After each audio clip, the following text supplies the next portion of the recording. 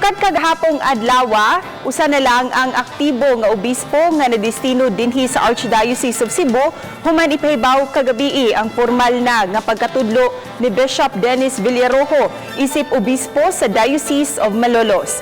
Gianugnan man si Arsobispo Jose Palma apan mas gikinahanglan si Villarojo isip obispo sa Malolos. Si Chelo Valiena sa report. Mahinangpon nga nagpaabot dili lang ang mga tigbalita apan ang kaparian usab sa Sugbo sa ipahibaw ni Arsobispo Jose Palma. Sa tapok-tapok kahisgutan kung matudlo na ba si Palma isip bagong kardinal o kaha may bagong obispo nga Sugboanon. Way langay-langay, gipahibaw ni Palma ang pagkatudlo ni Obispo Villarojo isip bagong obispo sa Diocese of Malolos. We, in a sense, we let go of someone who is very talented. Pero this is the church. The Rome has chosen him because they believe. Gihangop sa kaparian nga milangkob sa Board of Consultors sa Archdiocese of Cebu ug mga seminary formators ang pahibaw ni Palma.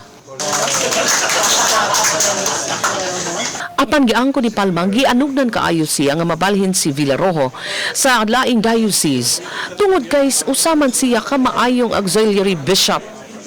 Samtang gianugnan usab si Febrino, chair sa Commission on the Leyte, sa pagkabalhin ni Villarojo apan malipayon sa pagpili sa Vatican sa Sugboanong obispo nga maoy bagong obispo sa Malolos. Of course, we know, hindi na siya ka-effective diri. He will be a loss, not necessarily a loss, but para na ko, this is a gift from the Archdiocese of Cebu to the Diocese of Malolos. Samtang sa iyang pagkatudlo sa bagong katungdanan, aniya ang pamahayag ni Bishop Villarojo. Sa kalayuan sa ating mga